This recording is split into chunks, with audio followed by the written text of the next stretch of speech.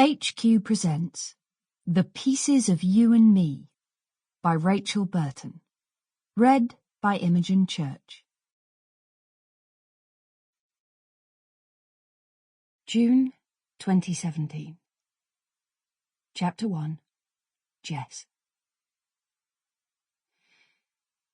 It was his laugh that I recognised first. That low rumble was as familiar to me as my own, even after nearly a decade. I was at the bar talking to Gemma when I heard it. I froze, the hairs on the back of my neck standing up. I watched as recognition dawned on Gemma's face too. As she looked towards the space behind me, her eyes widened and her perfect eyebrows arched in surprise. She put her cocktail down on the bar beside her and slipped off her stool. "It's him, isn't it?" I asked quietly. She nodded. "We need to go," I said.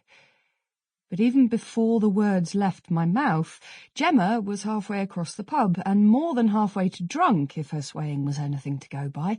"Oi, Tremaine!" she shouted. "Long time no see." I must have turned around at the same time as he looked up. When our eyes met, I felt 21 again.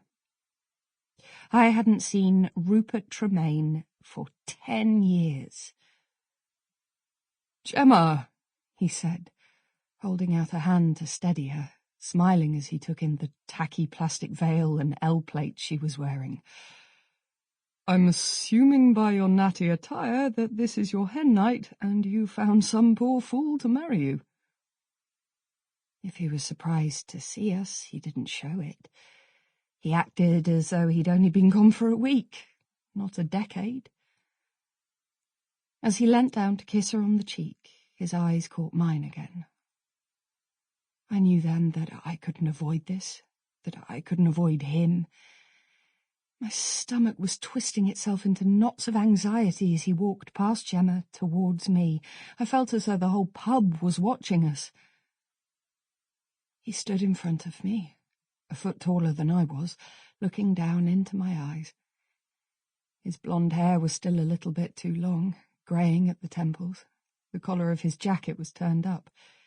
He looked the same, but different, as though he had become slightly worn over the years. But his eyes were still the eyes of the boy I used to know. He didn't speak, and my mind went blank, my mouth dry. Neither of us knew what to say.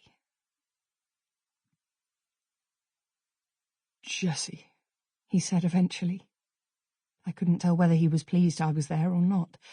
Nobody had called me Jessie since he left.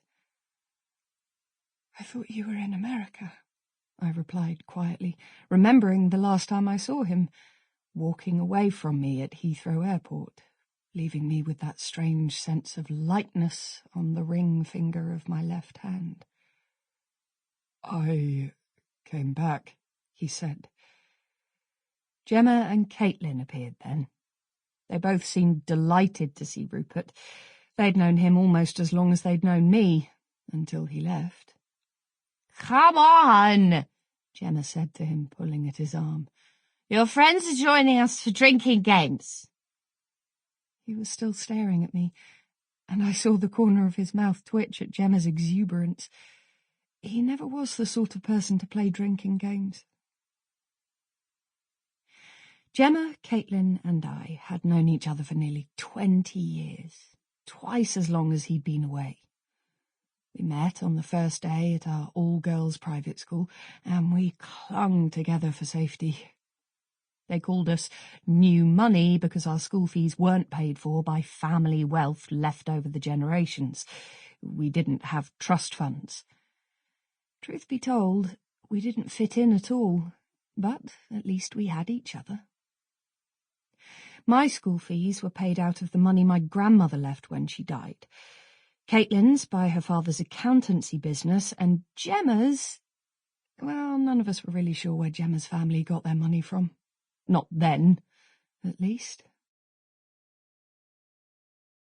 Rupert and his friends joined our table, squeezing together. Sample complete. Ready to continue?